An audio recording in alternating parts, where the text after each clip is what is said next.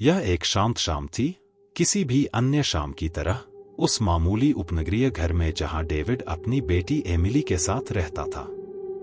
पड़ोस शांतिपूर्ण था, शहर की अराजकता से दूर। डेविड, एक 40 वर्षीय एकल पिता, इस शांति को संजोता था। जीवन ने अतीत में उसके लिए बहुत सारे उतार चढ़ाव देखे थे और अब वह अपनी छोटी लड़की के लिए एक स्थिर और शांत जीवन चाहता था। एमिली, जो सिर्फ 7 साल की थी, कुछ घंटे पहले ही सोने गई थी।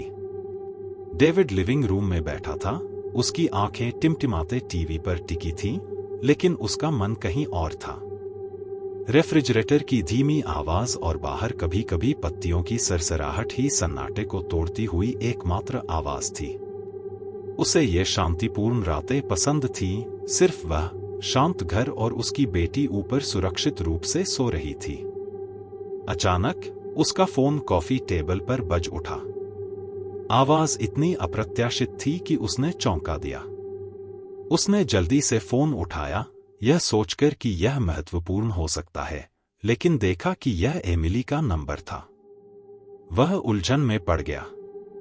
उसकी बेटी ऊपर सो रही थी। उसने उसे अपने अंदर लिटा लिया था। उसका पहला विचार यह था कि उसने नींद में गलती से उसे पुकारा होगा। बच्चे कभी कभी अजीब हरकतें करते हैं। लेकिन जिज्ञासा ने उसे खींचा, इसलिए उसने उत्तर दिया, हेलो। दूसरी तरफ से एक विराम आया, उसके बाद उसकी बेटी की नरम, जानी पहचानी आवाज आई, पिताजी, ऊपर आइए। डेविड ने भौहें सिकोड़ी। उसकी नब्ज थोड़ी तेज हो गई। क्या एमिली कोई खेल खेल रही थी?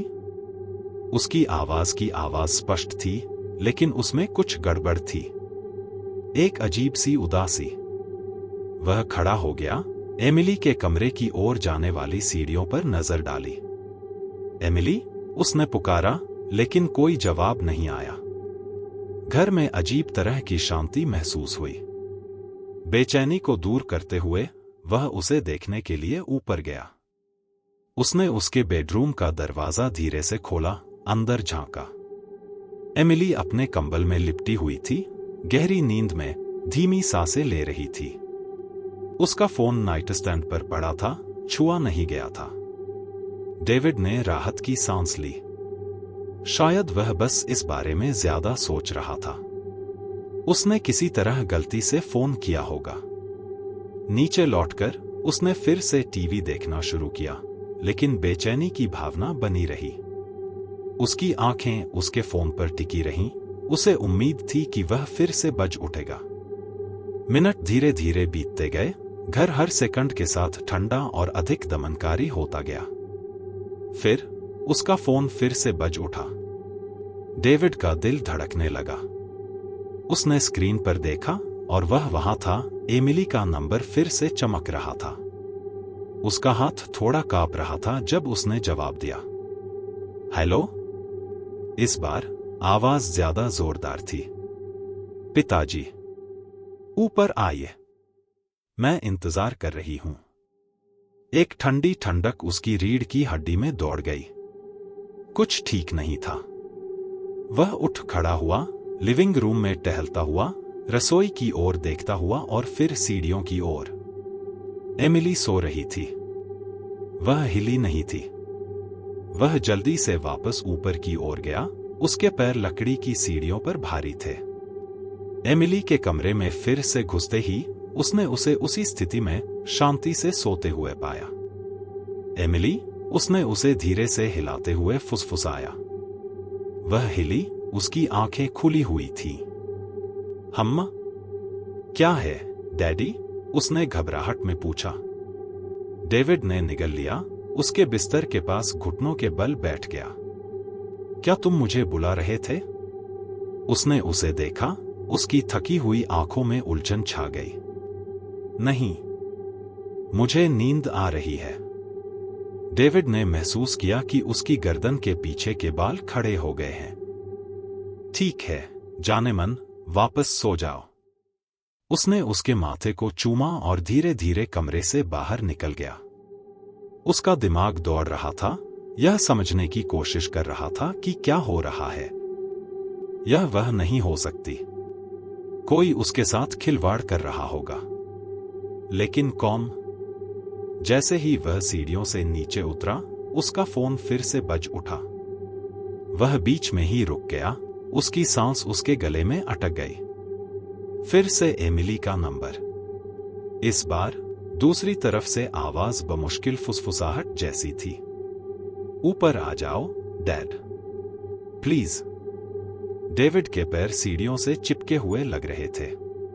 उसका दिल उसकी छाती में जोर से धड़क रहा था। यह कौन है? उसने पूछा। उसकी आवाज कांप रही थी। लेकिन कोई जवाब नहीं आया। सिर्फ सांस लेने की हल्की आवाज आई और फिर लाइन बंद हो गई। वह वापस लिविंग रूम में गया। उसका दिमाग घूम रहा था। क्या कोई घर में घुस आया है? क्या कोई एमिली के फोन का इस्तेमाल करके उसे जाल में फंसा सकता है? यह विचार भयावह था, लेकिन यही एकमात्र स्पष्टीकरण था जो समझ में आ रहा था। उसने रसोई के दराज से एक टॉर्च ली और घर की तलाशी शुरू की। लिविंग रूम और रसोई से शुरू किया। हर परछाई ज्यादा गहरी लग रही थी। हर कोना पहले से ज्यादा भयावह था। डेविड पिछले दरवाजे की तरफ बढ़ा और ताले चेक किए। वे सुरक्षित थे। उसने खिड़कियां चेक की। जबरदस्ती घुसने के कोई निशान नहीं थे। लेकिन वह भयानक एहसास उसे नहीं छोड़ रहा था। घर, जो कभी उसका शरणस्थल था, अब अज्ञात खतरों की भूल भुलैया जैसा लग रहा था। जैसे ही वह लिविंग रूम में वापस लौटा, उसका फोन फिर से बज उठा। इस बार उसका हाथ इतनी जोर से कांप उठा कि वह लगभग गिर ही गया। एमिली का नंबर एक बार फिर दिखाई दिया। मैं अब बाहर हूं, पिताजी, आवाज ने कहा। बाहर आओ। डेविड का खून ठंडा हो गया। उसकी आंखें खिड़कियों की ओर चली गईं। पर्दे कसकर खींचे गए थे। उसने फोन को हाथ से कसकर पकड़ लिया और धीरे धीरे सामने के दरवाजे के पास पहुंचा। उसका दिल उसके कानों में धड़क रहा था। उसने दरवाजा थोड़ा खोला और बाहर झांका। सामने का आंगन चांदनी की रोशनी में नहाया हुआ था। सड़क पर सन्नाटा छाया हुआ था। वहां कोई नहीं था। वह सावधानी से बाहर निकला, चारों ओर देखा। उसकी आंखें खाली सड़क को देख रही थीं। पेड़ों की छायाएं हवा में धीरे धीरे हिल रही थीं। कुछ भी नहीं हिल रहा था। और फिर उसका फोन एक बार फिर उसके हाथ में बज उठा। संदेश सुनकर उसका दिल रुक गया। वह घर में अकेली नहीं है। डेविड की नसों में घबराहट दौड़ गई। वह मुड़ा और वापस अंदर भागा। उसका मन एमिली के पास जाने के लिए चिल्ला रहा था। उसके कदम सीढ़ियों से ऊपर की ओर बढ़ते रहे, एक बार में दो, जब तक कि वह उसके दरवाजे तक नहीं पहुंच गया। उसके कमरे में घुसते ही वह जम गया। एमिली बिस्तर पर बैठी थी। उसकी आंखें डर से चौड़ी हो गई थीं। उसके होंठ कांप रहे थे। पिताजी, मेरे कमरे में कोई है, उसने फुसफुसाते हुए कहा। डेविड का पेट फूल गया जब उसकी आंखें मंद रोशनी वाले कमरे को देख रही थी। और फिर उसने उसे देखा। कोने में खुले कोठरी के दरवाजे के पीछे एक आकृति बहुत ही हल्के से हिली। एक पल के लिए समय रुक गया। डेविड की सांस उसके गले में अटक गई। उसका शरीर जगह पर जम गया। आकृति आगे बढ़ी, धीरे धीरे खुद को प्रकट करते हुए। एक आदमी, काले कपड़े पहने हुए, उसका चेहरा छाया से छिपा हुआ। मेरी बेटी से दूर हो जाओ, उसने चिल्लाया। उसकी आवाज सन्नाटे में गूंज रही थी। लेकिन आवाज फिर से हंसी, एक ऐसी आवाज जो मजाक और भयावह दोनों थी। अब वह मेरी है। तुमने मुझे अंदर आने दिया जब तुम नहीं देख रहे थे। उस पल में डेविड को एहसास हुआ कि यह सिर्फ घुसपैठिया नहीं था जिसने उसकी बेटी को नुकसान पहुंचाने की कोशिश की थी। यह कुछ और भी भयावह था, कुछ अलौकिक जो उनके घर में जड़ जमा चुका था। एमिली बिस्तर पर बैठी थी। उसकी आंखें चौड़ी थीं, लेकिन वे गर्म, मासूम आंखें नहीं थीं जिन्हें वह जानता था। वे एक अप्राकृतिक प्रकाश से चमक रही थीं, जो एक दुष्ट शक्ति को दर्शाती थी। छायाएं उसके चारों ओर घूम रही थीं, काले धुएं की तरह मुड़ रही थीं और उसे अंधेरे के आवरण में लपेट रही थी। पिताजी, वह चिल्लाई, लेकिन यह उसकी आवाज नहीं थी। यह फुसफुसाहटों से भरी हुई थी, जो खोई हुई आत्माओं के समूह की तरह हवा में गूंज रही थी। मेरी मदद करो। डेविड को लगा कि उसका दिल डर से सिकुड़ रहा है। वह एमिली की ओर बढ़ने के लिए आगे बढ़ा, लेकिन अंधेरा बढ़ गया, उसे पीछे धकेल दिया। दूर रहो, आवाज में गुर्राहट थी। उसकी बेटी की चीखों के साथ साथ फुफकार और हंसी का कोलाहल भी था। उसे जाने दो, उसने चिल्लाया। हताशा उसके गले को चीर रही थी।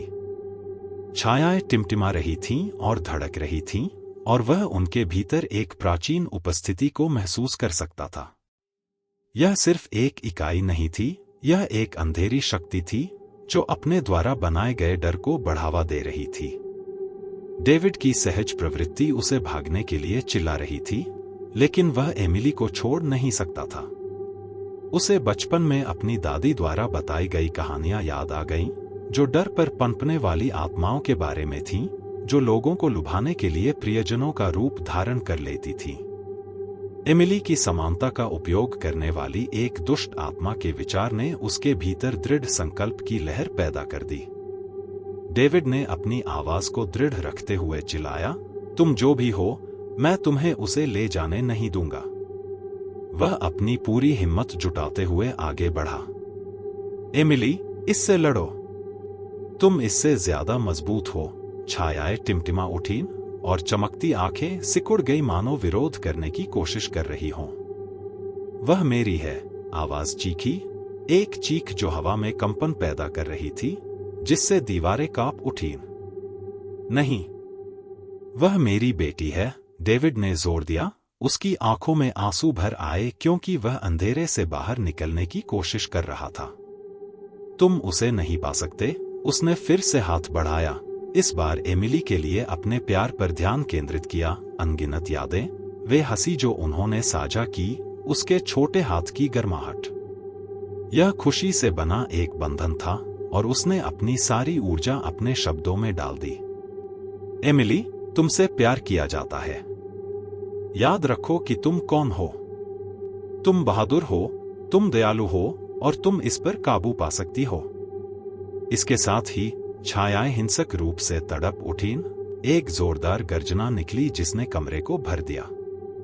अंधेरी ऊर्जा पीछे हटने लगी, डेविड की उपस्थिति से पीछे हटने लगी, उस प्रेम की रोशनी से दूर जाने लगी जो उसने अपनी बेटी के लिए बिखेरी थी। पिताजी, एमिली फिर से चिल्लाई, उसकी आवाज विकृति को तोड़ रही थी। मेरी मदद करो। मैं यहां हूं, एमिली। मैं यही हूं। वह चिल्लाया, उसके करीब आते हुए। उसका दिल तेजी से धड़क रहा था। अब वह उसे देख सकता था। उसकी आंखों की रोशनी अंधेरे को तोड़ते हुए छायाओं से लड़ रही थी। एक आखिरी झटके के साथ डेविड ने एमिली के हाथों को पकड़ लिया और छायाएं पीछे हट गईं, क्रोध में चीखने लगी। साथ में वे मजबूती से खड़े थे। डेविड का दृढ़ संकल्प एमिली की भावना से जुड़ा हुआ था और एक शक्तिशाली आदेश के साथ उसने चिल्लाया, उसे अकेला छोड़ दो। अंधकार फूट पड़ा, क्रोध और दुहक के तूफान में ढहने से पहले बेतहाशा घूमता रहा। हवा गर्म होती गई, दमनकारी भार कम होता गया, क्योंकि दुष्ट आत्मा चीखती हुई कमरे के कोनों में गायब हो गई, सुबह की धूप में धुएं की तरह घुल गई। जैसे ही अंतिम गूंज फीकी पड़ी, कमरे में शांति लौट आई। खिड़की से चांद की गर्म रोशनी अंदर आ रही थी। डेविड ने एमिली की ओर देखा, जो अब अपने आप में वापस आ गई थी। उसकी चौड़ी आंखें डर से भरी हुई थीं, लेकिन राहत भी। डैडी, उसने फुसफुसाते हुए कहा, उसकी आवाज कांप रही थी। मैं यहां हूं, एमिली, उसने कहा, उसे अपनी बाहों में खींचते हुए, उसके शरीर की गर्मी को अपने ऊपर महसूस करते हुए। तुम सुरक्षित हो। तुम घर पर हो।